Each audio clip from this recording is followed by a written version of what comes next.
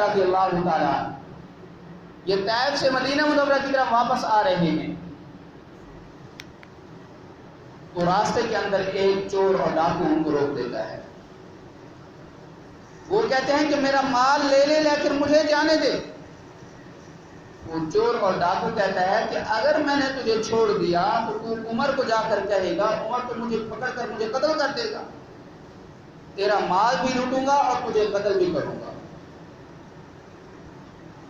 وہ کہتے ہیں کہ اچھا مجھے 2 نوافل پڑھنے دے۔ وہ کہتا ہے کہ جتنے نفل پڑھنے ہیں پڑھ لے، نفل پڑھنے سے کچھ نہیں ہوتا۔ انہوں نے 2 نفل پڑھے۔ نفل پڑھنے کے بعد جو ہے انہوں نے اپنے ہاتھ دعا کے لیے اٹھائے،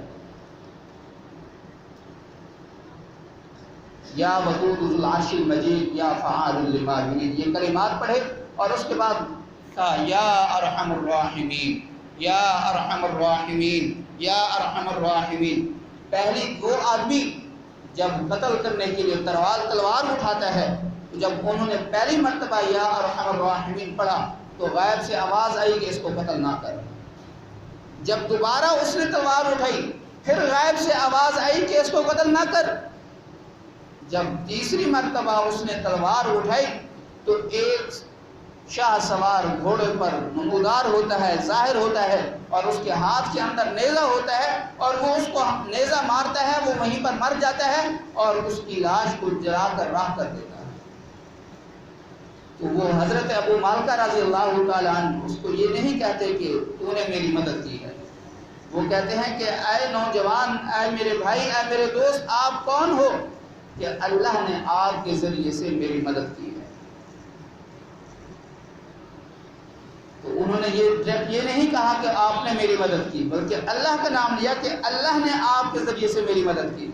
تو وہ آگے سے کہنے لگے کہ جب آپ نے پہلی مرتبہ یا ارحم الراحمین کہا تو آسمان کے دروازے لرز گئے، جب دوسری مرتبہ آپ نے یہ کہا تو فرشتوں کے اندر کوہرام مچ گیا، جب آپ نے تیسری مرتبہ کہا تو اللہ رب العزت نے فرمایا کہ کون ہے جو میرے اس بندے کی مدد کرنے کے لیے جائے۔ وہ کہتے ہیں کہ جب اس نے پہلی مرتبہ تلوار اٹھائی آپ کو قتل کرنے کے لیے تو میں 7ویں آسمان پر تھا، جب دوسری مرتبہ اس نے تلوار اٹھائی تو میں پہلے آسمان پر تھا، جب اس نے تیسری مرتبہ اٹھائی تو میں آپ کی مدد کے لیے پہنچا۔ تو اگر آج ہم بھی اپنی عبادت کے ذریعے سے اللہ رب العزت سے مدد حاصل کرنے والے بن جائیں تو آسمان سے مدد بھی اترے گی اور ہمارے اعمال بھی اللہ کے ہاں قابل قبول ہوں گے۔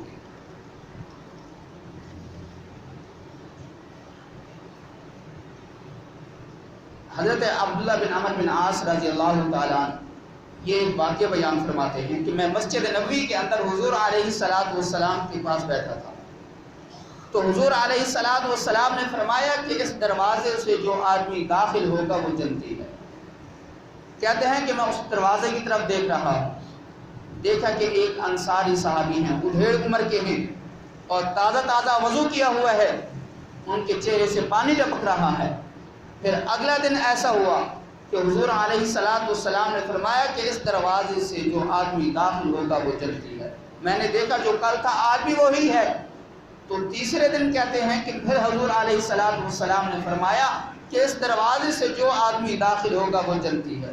تو کہتے ہیں کہ میں نے دیکھا کہ تیسرے دن بھی وہی صحابی ہیں، تو میرے دل کے اندر یہ خیال پیدا ہوا، اور یہ حضرت عبداللہ بن عمر بن عاص یہ ایک ایسے صحابی ہیں کہ صرف عید کے 2 دن نکال کر باقی پورا سال روزہ رکھتے تھے اور پوری رات اللہ رب العزت کی بارگاہ میں نوافل ادا کرتے تھے۔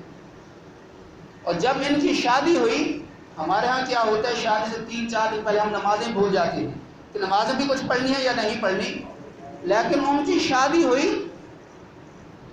شادی ہوئی تو رات کے وقت جب اپنی بیوی کے کمرے میں داخل ہوئے تو انہوں نے مصلی اٹھایا اور ساری رات نوافل کے اندر ہی گزار دی۔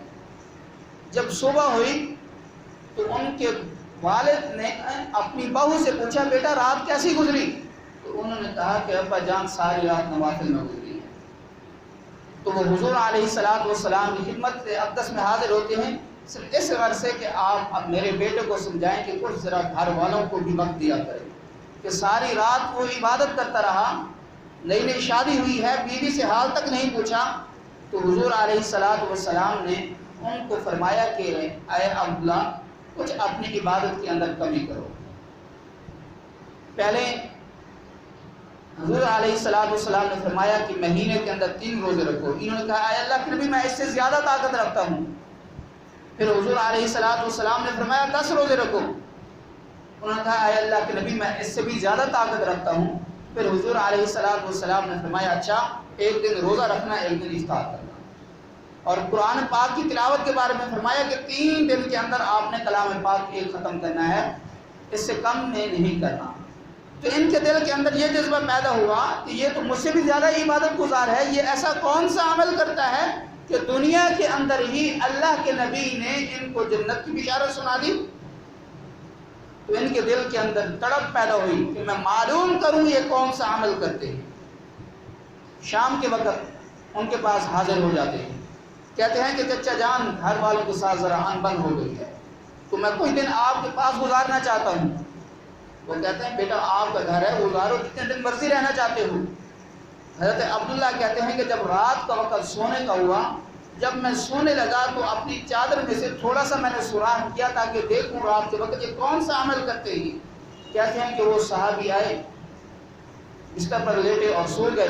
میں ساری رات دیکھتا رہا کہ جب فجر کی اذان ہوئی تو اس وقت اٹھتے ہیں۔ میرے دل کے اندر اور سوچ بچار کہ یہ کیا ہوا، ادھر اللہ کے نبی جنت کی بشارت سنا رہے ہیں اور ادھر تو کوئی عمل نہیں ہے۔ کہتے ہیں کہ شاید آج نیند کے غلبے کی وجہ سے آنکھ نہ کھلی ہو۔ پھر اگلے دن ایسا ہوا کہ ساری رات سوتے رہے، جب صبح کی نماز کا وقت ہوا تو اس وقت اٹھے۔ پھر تیسرے دن بھی ایسا ہوا، پھر تیسرے دن اپنے اوپر برداشت نہ کر سکے، آخر کار بول پڑے کہ اے چچا جان آپ کمال کے آدمی ہیں، ادھر اللہ کے نبی آپ کے لیے جنت کی بشارت سنا رہے ہیں اور ادھر آپ کو کوئی عمل نہیں کرتے۔ پھر کہتے ہیں کہ اللہ کے نبی کا فرمان تو سچ ہو سکتا ہے، شاید میری آنکھوں کے اندر کمزوری ہو کہ میں وہ عمل نہ دیکھ سکتا ہوں۔ جب وہ جانے لگتے ہیں تو پھر وہ صحابی بلاتے ہیں، کہتے ہیں کہ بیٹا اور تو مجھے کوئی عمل نظر نہیں آتا، لیکن ایک عمل ایسا ہے کہ میں نے اپنے اس دل کو لوگوں کے بغض، کینے اور نفرت سے پاک رکھا ہوا ہے۔ اگر اللہ کسی کو مال و دولت سے نوازتا ہے تو میرے دل کے اندر اس کے مال کے بارے میں لالچ پیدا نہیں ہوا، میرے دل کے اندر حسد پیدا نہیں ہوا۔ اگر کوئی مجھے تکلیف پہنچاتا ہے تو اس سے بدلہ لینے کے لیے میرے دل کے اندر کوئی انتقام کی آگ نہیں بھڑک اٹھی۔ تو حضرت عبداللہ بن عمر بن عاص آگے سے کہتے ہیں کہ ہاذا ما ہوا، کہ یہی وہ عمل ہے جس کی وجہ سے اللہ کے نبی نے آپ کو دنیا کے اندر ہی جنت کی بشارت سنا دی۔ پھر آگے سے کہتے ہیں یہ عمل کرے گا کون؟ یہ عمل تو بڑا مشکل ہے، کوئی نہیں کر سکتا۔ تو اس لیے ہمیں بھی چاہیے کہ جس طرح صحابہ اکرام نے زندگیاں گزاری ہیں، ہم بھی اسی طرح صحابہ اکرام کے نقش قدم پر چلتے ہوئے حضور علیہ السلام کے احکامات کی فرما برداری کریں اور اللہ کے احکامات کی فرما برداری کریں اور اللہ کے نبی علیہ السلام کی سنتوں پر عمل کرتے ہوئے ہم اپنی ساری زندگیاں گزار دیں، تو پھر اللہ رب العزت کی طرف سے آسمان سے ہمارے لیے بھی مدد اترے گی۔